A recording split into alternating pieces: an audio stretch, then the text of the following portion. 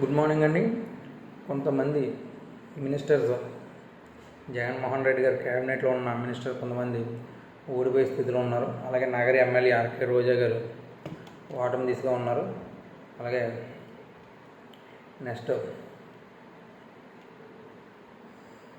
దాడిశెట్టి రాజా గారు టఫ్ ఫైట్లో ఉన్నారు. ఆయన దాడిశెట్టి రాజా గారు, అలాగే ఆదిమూల సురేష్ గారు, ఆయన కూడా టఫ్ ఫైట్లోనే ఉన్నారు.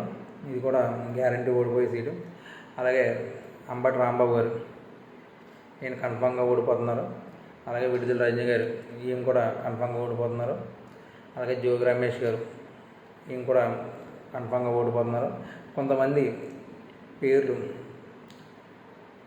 మనం ఇచ్చిన 100% ఓడిపోతున్నారు. తేనేటి వనిత గారు, ఈమె కూడా ఓటమి దిశగానే ఉన్నారు. అలాగే శ్రీధ అప్పలరాజు గారు, ఈయన టఫ్ ఫైట్లో ఉన్నారు. కొట్టు సత్యనారాయణ గారు, అలాగే తాడేపల్లి గారు, ఈయన కూడా 100% ఓడిపోతున్నారు. అలాగే బూడి ముత్యనారాయణ గారు అనకాపల్లి నుంచి పోటీ చేస్తారు కదా, ఆయన కూడా ఓడిపోతున్నారు సీఎం రమేష్ గారి ముందు. అలాగే రాజన్న దొర టఫ్ ఫైట్లో ఉన్నారు చాలు. ఇవన్నీ చూసుకుంటే వీళ్ళ ఓటమికి వీళ్ళే కారణం. ఎందుకంటే ఇంకొక ఆయన గుడివాడ ఎమ్మెల్యే నాని గారు, ఆయన కూడా కొడాలి నాని గారు, ఆయన కూడా ఓటమి దిశగా ఉన్నారు. వెనుగండ్ల రాము గారు టఫ్ ఫైట్ ఇచ్చారు. అక్కడ చాలా టఫ్ ఫైట్లో నడుస్తుంది, కానీ అక్కడ ఓటమి దిశగా ఉన్నారు. అలాగే ప్రముఖుల్లో ఇంకొకరు చెప్పాలంటే వలంనేని వంశీ గారు, ఆయన కూడా ఓటమి దిశగానే ఉన్నారు.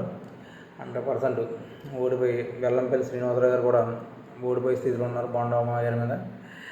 అలాగే కేసినేని నాని గారు, ఆయన కూడా 100% ఓడిపోయే దిశలోనే ఉన్నారు.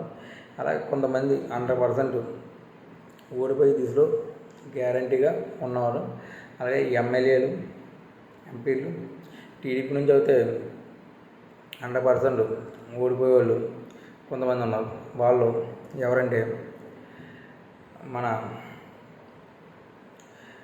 చంద్రమోహన్ రెడ్డి గారు ఉన్నారు కదా, ఆయన 4th టైమ్ 5th టైం కూడా ఓడిపోతున్నారు.